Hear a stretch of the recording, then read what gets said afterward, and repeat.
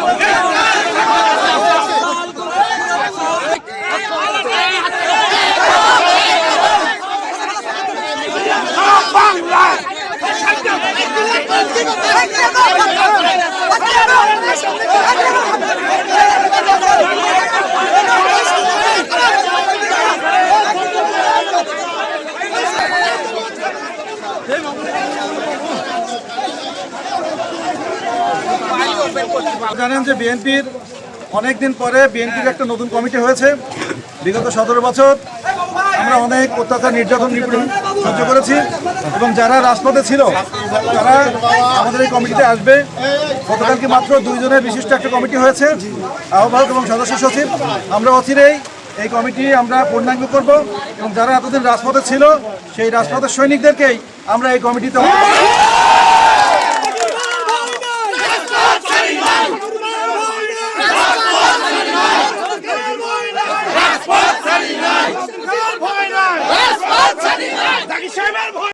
Khoksa bus stand চত্বর থেকে মোহাম্মদ হাফিজুল ইসলাম বকুল, BTV news, Khoksa, Kushtia.